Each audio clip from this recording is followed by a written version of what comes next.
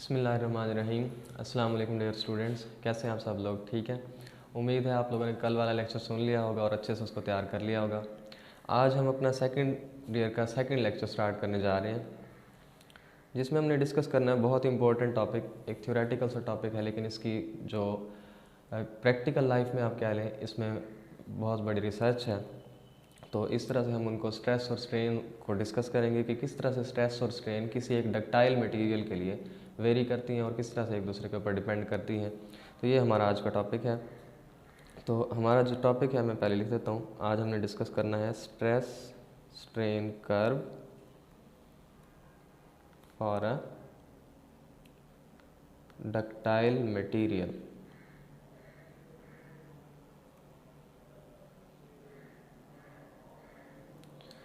तो stress strain curve से हमने कल डिस्कस कर लिया था कि स्ट्रेस जो है वो किसी भी ऑब्जेक्ट के ऊपर जब हम force per unit area apply करते हैं उसको बोलते हैं, और स्ट्रेन जो स्ट्रेस की वजह से हमारे पास बिगाड़ पैदा होता है उसको बोलते हैं। तो आज हमने एक डक्टाइल मटेरियल लेना है। तो उससे पहले आपको डक्टाइल मटेरियल का पता होना चाहिए। डक्टाइल मटेरियल कोई भी ऐसा मटेरियल है जिसको आप वाउंड कर सकें, इस तरह से उसको डिफरेंट शेप्स दे सकें। किसी भी एक मटेरियल को जो इस तरह से स्ट्रेट था, इसका मतलब उसमें डक्टिलिटी की एक प्रॉपर्टी हो। डक्टिलिटी की प्रॉपर्टी से मुराद ये है कि आप उसको किसी भी एक सीधी वायर है उसको आप वाउंड कर सकें, इस तरह से वाउंड करना और वो टूटे ना, मुख्तलिफ शेप्स में ढाला जा सके। तो ऐसे मटेरियल्स को कहा जाता है डक्टाइल मटेरियल्स। लेकिन इसके साथ साथ दूसरे जो मटेरियल्स होते हैं जिनको हम इस तरह से बेंड करने की कोशिश करें और वो ब्रेक हो जाएं, तो इस तरह के मटेरियल्स कहलाते हैं ब्रिटल मटेरियल्स। तो डक्टाइल मटेरियल्स ऐसे मटेरियल्स होते हैं यानी जिनको हम प्लास्टिक डिफॉर्मेशन की तरफ लेकर जाएं और वो फिर टूटें भी ना।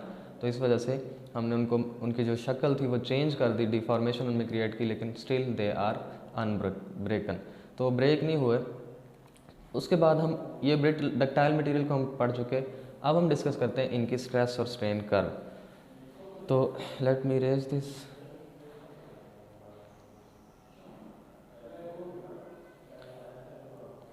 यहाँ हम इनकी स्ट्रेस स्ट्रेन कर्व को डिस्कस करते हैं।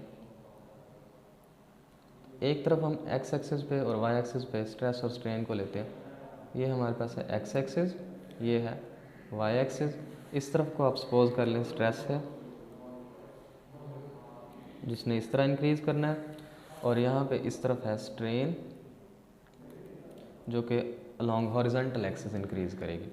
तो अब हमने इसकी कर्व को डिस्कस करना है, और इस कर्व में मुख्तलिफ पॉइंट्स आएंगे। हम उन पॉइंट्स को भी डिटेल में डिस्कस करेंगे। ये आपकी बुक में सारी थ्योरेटिकल पोर्शन इसका मौजूद है, लेकिन आपने इसके अंदर जो फिज़िक्स इन्वॉल्व है उसको समझना है। तो let's start with the origin. ये एक ओरिजिन पॉइंट है। हम कह लेते हैं कि हमारे पास एक मटेरियल है जो हमारा स्पेसिमन है ना, आप कह लें कोई मेटल वायर है, कोई मेटल वायर है। मेटल वायर में हमने उसको स्ट्रेस अप्लाई किया, इस तरह से उसको इलोंगेट किया किसी एक डायरेक्शन में, मतलब उसमें टेंसाइल स्ट्रेस हम क्रिएट कर रहे हैं। जब हम उसको खींचते चले जा रहे हैं तो उसमें जैसे जैसे हम स्ट्रेस अप्लाई कर रहे हैं वैसे वैसे उसमें बिगाड़ आता जा रहा है। लेकिन एक पॉइंट आता है जिस पॉइंट के बाद हम मज़ीद स्ट्रेस अप्लाई करें तो वो मटेरियल ब्रेक हो जाता है, वो टूट जाता है या फिर परमानेंट डिफॉर्मेशन में चला जाता है। तो ये चीज़ें आज हमने सारी इस मटेरियल के लिए, मेटल वायर के लिए डिस्कस करनी है। तो सपोज़ हमने किसी भी मेटल वायर के ऊपर स्ट्रेस अप्लाई की और उसकी वजह से स्ट्रेन भी पैदा होता रहा, तो एक पॉइंट आएगा, इस पॉइंट को कोई नाम दे लें, इस पॉइंट को कह दें ए पॉइंट। ओ से ए तक एक ऐसा पॉइंट आया जिसमें हमने देखा कि हुक्स लॉ वैलिड हो रहा है। जैसे जैसे हम स्ट्रेस बढ़ाते जा रहे हैं वैसे वैसे स्ट्रेन भी बढ़ता चला जा रहा है। तो इस डायरेक्शन में आप देखें स्ट्रेस बढ़ रहा है, इस डायरेक्शन में स्ट्रेन बढ़ता चला जा रहा है। स्ट्रेट लाइन कर्व है, इसका मतलब वो प्रोपोर्शनैलिटी को डिस्कस कर रही है। तो लिहाजा हमने जो पहले नंबर पर बात डिस्कस करनी है प्रोपोर्शनैलिटी, या फिर आप कह लें प्रोपोर्शनल लिमिट को डिस्कस करना है। प्रोपोर्शनल लिमिट, ठीक है जी। तो ये हमारा पहला जो पॉइंट है जिसको हमने डिस्कस करना है कि व्हाट इज़ प्रोपोर्शनल लिमिट। तो प्रोपोर्शनल लिमिट में स्टूडेंट्स देखें, हमने देखा एक लिमिट है ओ से लेकर ए तक, या एक रीजन है। इस लिमिट तक जैसे जैसे हम स्ट्रेस अप्लाई करते चले जा रहे हैं वैसे वैसे स्ट्रेन भी बढ़ता चला जा रहा है। तो इसमें जो फॉलो हुआ हमारे पास हुक्स लॉ फॉलो हुआ। तो हुक्स लॉ के अकॉर्डिंग हमने पढ़ा था कल प्रीवियस लेक्चर में कि जो स्ट्रेस है वो डायरेक्टली प्रोपोर्शनल होती है स्ट्रेन के, और फिर हमने इलास्टिक जो उसकी प्रॉपर्टीज़ डिस्कस की थी मज़ीद, और उसमें प्रोपोर्शनैलिटी कॉन्स्टेंट्स को भी डिस्कस किया था।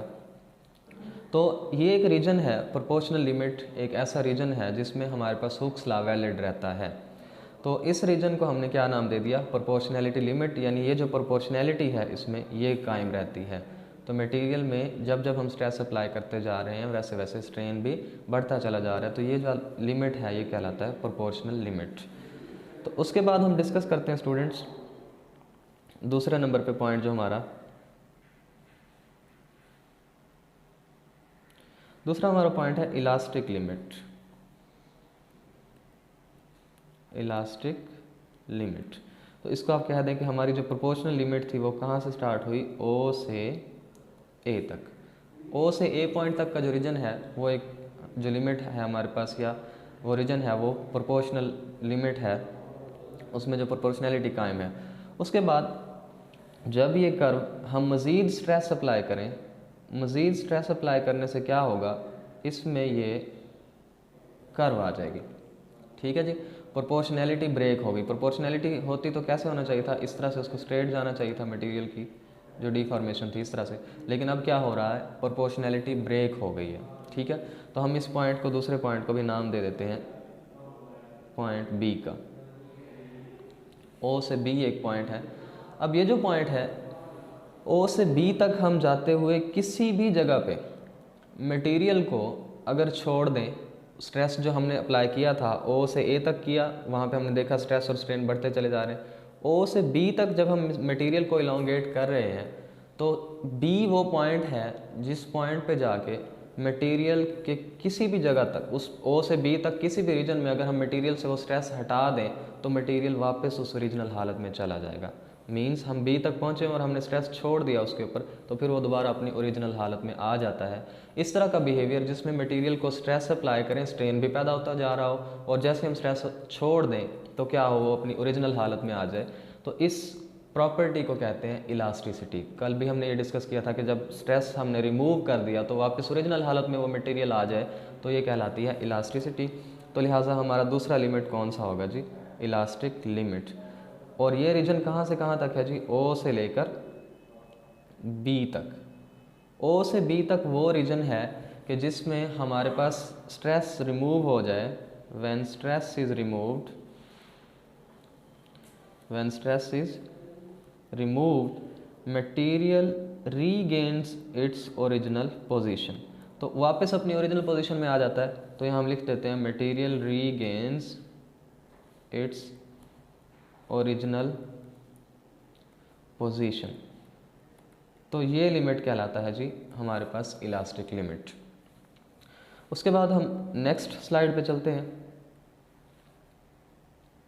और हम डिस्कस करते हैं, साथ साथ यहाँ से देखते भी जाएंगे हम कि हमारे पास जो प्रीवियस स्लाइड में है ये जो लिमिट है, पहले हम इस कर्व को ड्रा कर लेते हैं, पूरी कर्व को। तो ये जो कर्व है ओ से ए तक हमने ड्रा कर ली और हमने इसको नाम दे दिया प्रोपोर्शनल लिमिट का, ये हो गया हमारे पास। दूसरे नंबर पे जब ओ से बी तक हम पहुँचे तो उसका हमने कह दिया इलास्टिक लिमिट। ये वो रीजन है, ये वो लिमिट है जहाँ तक हम स्ट्रेस को फिर छोड़ेंगे अप्लाई करना, ख़त्म कर देंगे तो मटेरियल वापस अपनी ओरिजिनल हालत में आ जाएगा। और ये बिहेवियर इलास्टिक बिहेवियर कहलाता है। जैसे स्प्रिंग में इलास्टिक प्रॉपर्टीज़ होती हैं, बिल्कुल उसी तरह से ये भी है। हम तीसरा पॉइंट डिस्कस कर लेते हैं। जब हम मज़ीद स्ट्रेस बढ़ाएंगे तो मज़ीद स्ट्रेस बढ़ाने से क्या होगा, मटेरियल में इस तरह से मटेरियल कुछ इस तरह की प्रॉपर्टी शो करना शुरू कर देगा। ये यहाँ पे एक पॉइंट हम कंसिडर कर लेते हैं सी, और इस पॉइंट को हम नाम दे देते हैं डी का। हमने इस कर्व के ऊपर, स्ट्रेस और स्ट्रेन कर्व के ऊपर 4 पॉइंट्स डिस्कस करने हैं। एक पॉइंट ओ से ए तक जिसको हमने इलास्टिक लिमिट कहा, दूसरा प्रोपोर्शनल लिमिट कहा कि वहाँ हुक्स लॉ फॉलो हो रहा था, और ओ से बी तक हमने कहा कि ये इलास्टिक लिमिट है कि मटेरियल के ऊपर स्ट्रेस रिमूव करें तो वापस आ जाएगा। तो बी पॉइंट जो है, इस पॉइंट का एक और नाम भी है जिसको हम कहते हैं यील्ड पॉइंट। बी क्या है जी, यील्ड पॉइंट। अब यील्ड, वैसे यील्ड का लफ्ज़ी मतलब तो पैदावार है, लेकिन ये यील्ड पॉइंट यहाँ तक बता रहा है कि ये आप एक रीजन से दूसरे रीजन की तरफ जाएंगे। मतलब क्या है कि बी पॉइंट तक आपके पास जो रीजन रहेगा इस थ्रू आउट इस मटेरियल का वो इलास्टिक रीजन है, यहाँ तक इलास्टिक आपको मिल सकता है। उसके बाद जब आप बी से क्रॉस करेंगे, बी से जैसे ही आप आगे बढ़ेंगे तो आपके पास इलास्टिसिटी बरकरार नहीं रहेगी। मटेरियल को अब आप बी से आगे की तरफ स्ट्रेच कर गए तो फिर ये वापस अपनी ओरिजिनल हालत में नहीं आने वाला। लिहाजा ये रीजन वहाँ तक यील्ड आपको बताता है किसकी, इलास्टिक की, यानी ये उसके दरमियान ब्रेक करता है। इलास्टिक रीजन पीछे रह गया, अब आपका जो मटेरियल है वो प्लास्टिकली डिफॉर्म हो जाएगा, मतलब वो वापस ओरिजिनल हालत में नहीं आ सकता। तो इस वजह से हम इस पॉइंट को यील्ड पॉइंट भी कहते हैं। तो तीसरी चीज़ जो हमने डिस्कस की वो क्या है जी, यील्ड पॉइंट।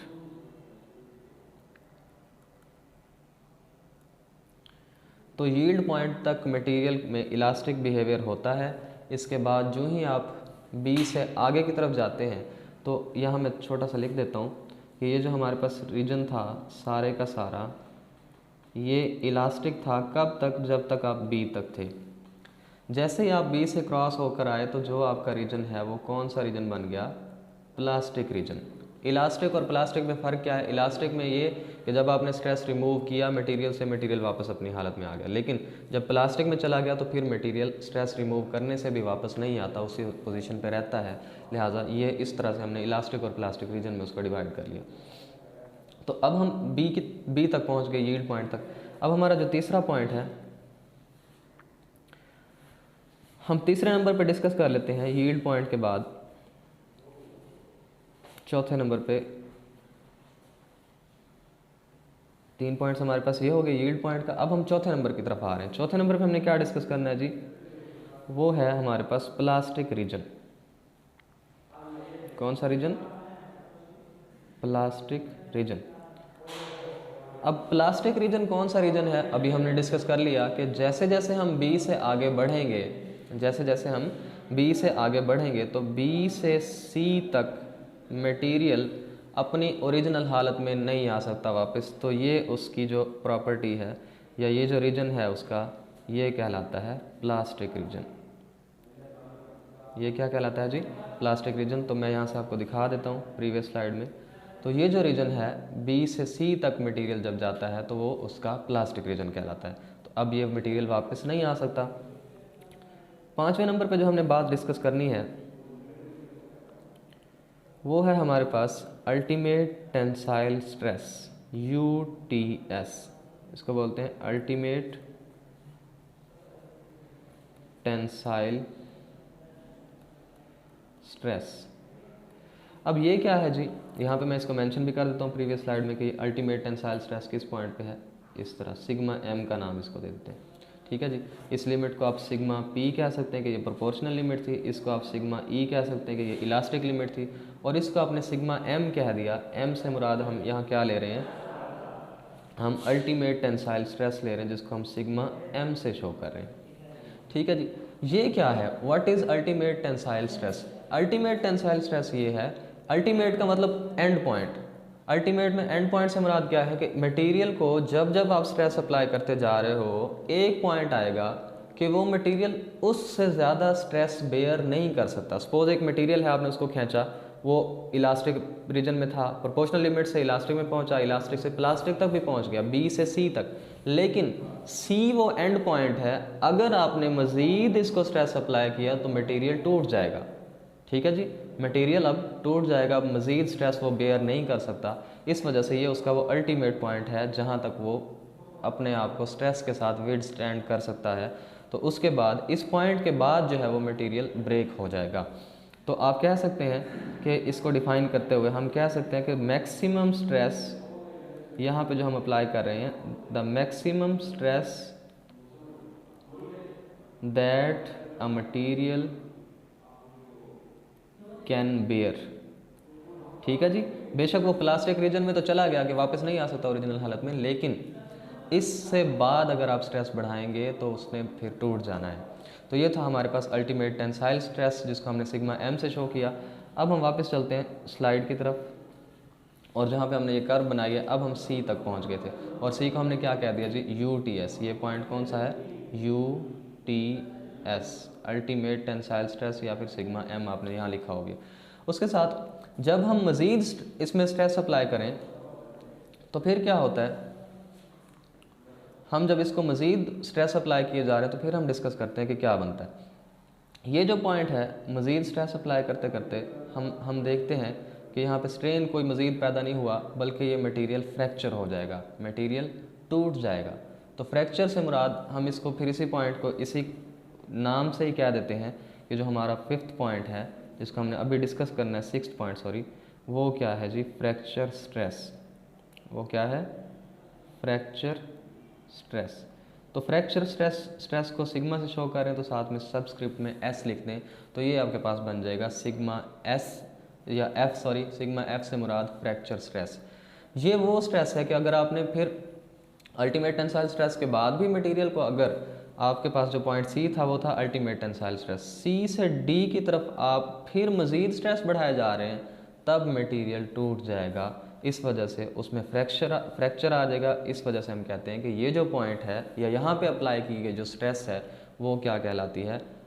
फ्रैक्चर स्ट्रेस कहलाती है। सो स्टूडेंट्स, ये था आज का हमारा टॉपिक जिसमें हमने चीज़ों को डिस्कस किया।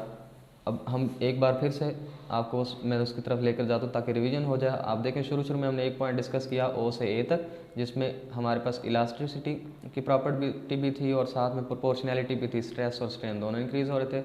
कोई रिवीजन कर लेते हैं। जब हम ए से बी की तरफ गए तो फिर क्या हुआ? तब भी मटेरियल वापस आ सकता था। इस रीजन को भी हमने इलास्टिक रीजन का नाम दिया। बी वो यील्ड पॉइंट है जहाँ तक इलास्टिसिटी आपको मिल सकती है। उसके बाद मटेरियल बी से सी की तरफ जाते हुए प्लास्टिसिटी में चला जाता है। तो बी से सी की तरफ प्लास्टिक रीजन है। सी वो मैक्सिमम पॉइंट है जहाँ वो मैक्सिमम स्ट्रेस है जहाँ तक मटेरियल रह सकता है। अब अगर मज़ीद स्ट्रेस देंगे तो क्या होगा? मटेरियल टूट जाएगा। इस तरह से जब हम डी की तरफ जाते हैं तो वो टूटते हुए जो उसमें फ्रैक्चर आएंगे, उस फ्रैक्चर को बोलते हैं फ्रैक्चर स्ट्रेस। तो आप इसको सिग्मा एफ से भी शो कर सकते हैं। आई थिंक ये आपको क्लियर हो गया होगा। तो नेक्स्ट लेक्चर के लिए इजाज़त दीजिए। अल्लाह हाफ़िज़।